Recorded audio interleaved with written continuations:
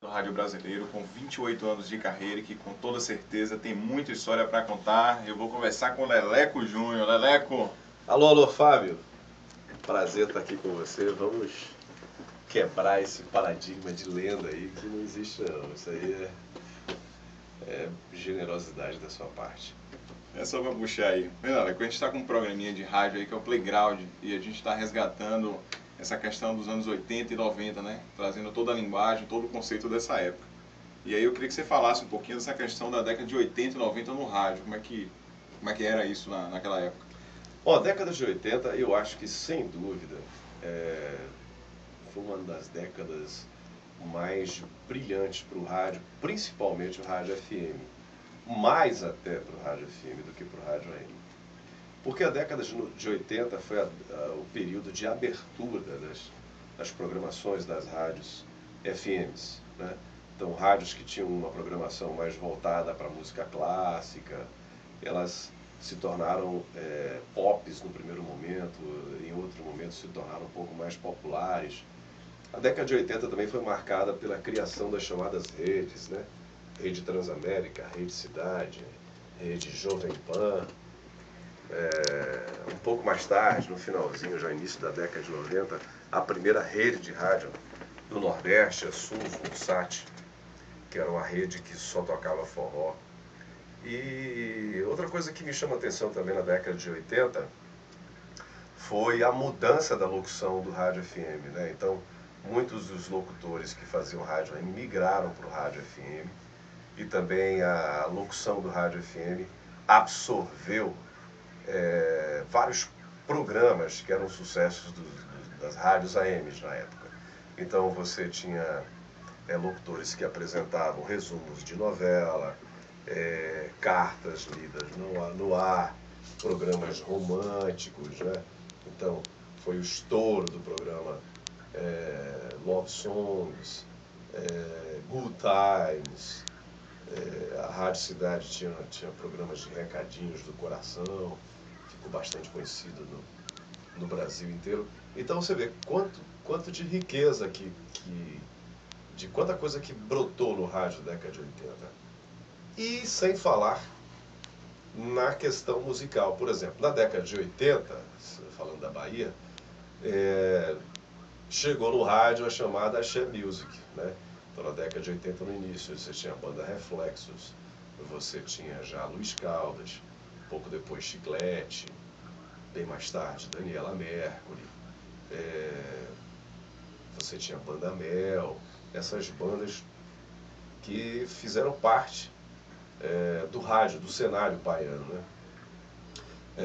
Também houve o boom da chamada música sertaneja, para a década de 80, que a gente viu o pipoco de Chitãozinho Chororó tocando muito nas rádios FMs, de Zezé de Camargo e Luciano, de Leandro Leonardo. Olha quanta coisa legal pintou na década de 80, né? Então eu sou feliz porque eu comecei em 1983, então eu realmente pude viver muito disso tudo que eu estou falando para você, e foi uma década maravilhosa. No rádio AM já é um pouco diferente. O rádio FM virou uma grande moda, né? A busca pela qualidade do som, do áudio, mas o rádio AM continuou forte, só que mudando um pouco a sua programação, focando cada vez mais em esportes e notícias, né? Mas o rádio AM continuou sendo forte, continuou sendo importante, mas aí eu acho que sem dúvida que a década de 80 o marco foi o crescimento desse novo segmento da época, que era o rádio FM. Beleza. E eu queria que você falasse também um pouquinho dos recursos utilizados naquela época. Como é que era? Operacionalmente falando? Sim.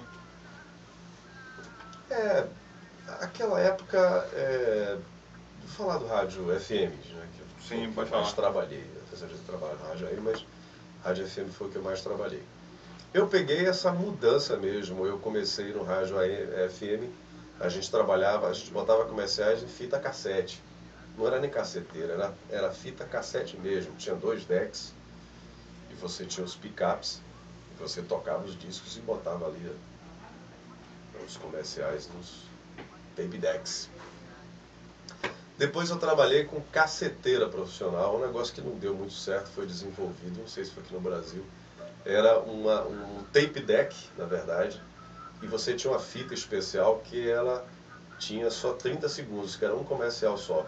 Você colocava ela, você disparava, depois você tirava ela, botava outro comercial, tinha 2, 3, era um negócio caro, rapaz, dava um problema. Depois, em seguida, nós tivemos, ou antes um pouquinho, se eu não me engano, ou nesse mesmo período, que foi o que eu mais trabalhei, as chamadas cartucheiras, né? Eu acho que as cartucheiras vieram antes. Eu trabalhei numa rádio que abdicou da cartucheira para botar a caceteira. E não deu muito certo, voltamos para a cartucheira. Mas era muito legal também. Os cartuchos, você tinha 9 cartucheiras e você tinha um comercial, um vinheta para cada cartucho, e você ficava separando. Era um trabalho muito mais braçal do que é hoje, né? E a qualidade de áudio também, teoricamente, não era tão boa. Você tinha muitas dificuldades de problema de fita, cartucho que quebrava no meio, embolava.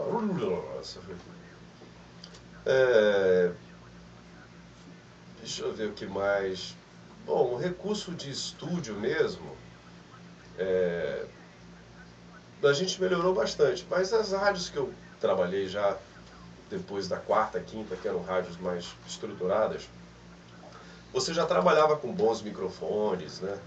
Então, quando eu vim para Salvador mesmo, fui trabalhar tanto na Rádio Manchete como na Itapuã FM, a estrutura de áudio era maravilhosa. Então, você trabalhava com a mesa americana, se não me engano, a Audio Arts, dava um som maravilhoso para a rádio, um ótimo processador, já era o Norman, aquele Norman analógico. E você trabalhava com o Neumann também, né? Eu nunca tinha falado no Neumann, primeira vez que eu falei eu tomei um susto. Porque a gente vem do interior, aquela coisa acostumada com microfone Shure, né? E você tem que falar no microfone com pelo menos um palmo. E você pode falar baixinho e a voz sai do tamanho do mundo. Isso aí muda a sua locução, né? Até você ir se adequando, como é que você vai fazer isso. Basicamente era isso aí, eu não me lembro de mais outras coisas, assim, na forma operacional era mais ou menos isso. Beleza. Nessas mudanças de tecnologias, essa evolução, né, das mídias e principalmente do rádio, naquela época era mais fácil você manter o ouvinte? Tinha alguma dificuldade? Tem alguma relação que você faria aí dessa década de 80 e 90 aos dias de hoje, assim? Não, o que eu percebo de diferente é que você na década de 80, teoricamente, você não tinha tantas mídias como você tem hoje, né? Você não tinha tantos veículos para você dividir a audiência. Então, a impressão que eu tenho é que realmente parece que você tinha mais gente te ouvindo, você tinha um número menor de rádios. Então, vamos usar o exemplo de Salvador. Hoje acho que nós temos aqui 19 a 20 rádios. Na verdade, você tem rádios aqui, 4 ou 5 ou mais rádios da grande Salvador, rádio de Camaçari, rádio de Candeias, rádio de Dias d'Ávila. Essas rádios entram aqui em Salvador, né? E elas dividem também sua audiência. Salvador cresceu bastante. Naquela época a gente não tinha essa quantidade de rádios. Acho que a gente tinha 6, 7 rádios, talvez, FM, não lembro. Mas não eram tantas assim. Então você tinha muito mais audiência.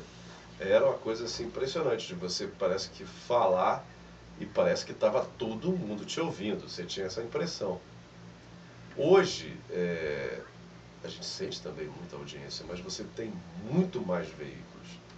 Você tem rádio, você tem mídia no elevador, você tem placas na rua, né? Você tem a internet, você tem várias outras ferramentas que dividem um pouco essa audiência. Eu acho que é mais ou menos isso que eu vejo assim, diferente. Beleza. Teria algum fato marcante assim, para você relatar em relação assim, dessa época? Que você guardou na sua memória, uma coisa que chamou a atenção, um fato bacana que vale a pena você ressaltar? Eu penso que naquela época, diferente de hoje,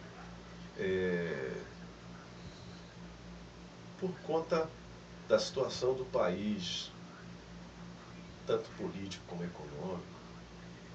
Os profissionais de rádio, teoricamente, eles eram mais românticos, né? Então, românticos no sentido de profissionalismo.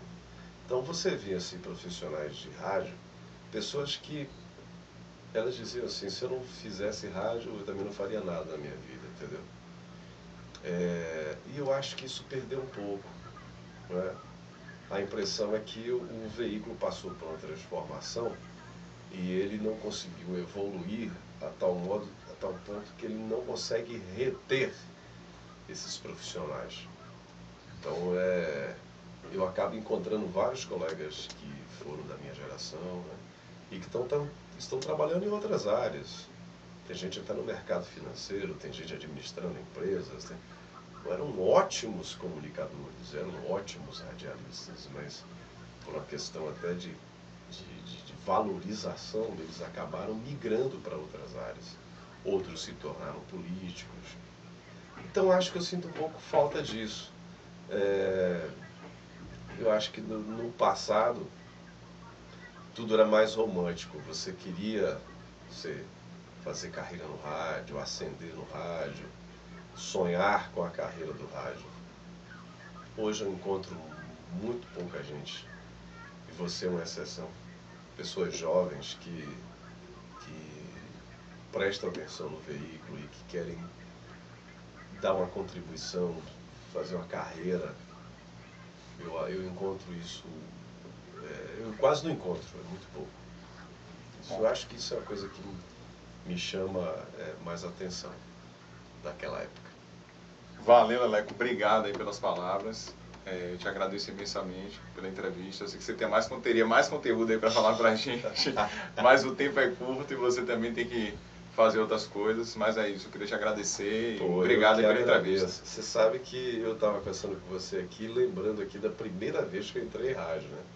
Então eu estava conversando aqui, estava passando um filme na minha cabeça e pensando assim, puxa vida, como tudo passa tão rápido, como as coisas são velozes, né? Então me lembro aqui que em 1983 eu era um garoto, eu tinha 12 anos de idade. Então eu estou em 2012 e passa tudo muito rápido. Mas ao mesmo tempo é tudo muito gostoso, é tudo muito lindo. Vale a pena cada segundo, cada experiência. Eu acho que o rádio ele não vai morrer nunca. Ele vai se perpetuando, crescendo, ele vai desenvolvendo outras mídias. Um dia desses eu me deparei com uma cena engraçadíssima. Eu acordei e peguei o iPad, estava ouvindo uma rádio de São Paulo. Enfim, tomei banho, aí fui malhar. Coloquei a rádio no celular, fiquei ouvindo no celular. Voltei, tomei banho, entrei no carro, liguei no som do carro. Ou seja, o rádio, eu fazendo uma avaliação, foi passando de 3 plataformas, né? Então o iPad que eu estava vendo, depois um celular, depois o som do carro, e eu já estava aqui na empresa, já botei no computador, quer dizer, olha só, o rádio não está morrendo, ele está se multiplicando, ele está participando de várias plataformas, e eu acho isso maravilhoso, me encho de orgulho com isso. Eu também tenho muito orgulho e estamos em busca da nossa realização. Da nossa lenda! Lenda! E futuramente eu vou virar uma lenda do rádio, quem sabe aí. Obrigado, Fábio. E vou ter essa história para contar com você aqui. Valeu, um abraço. Valeu, obrigado, um abraço. Tchau.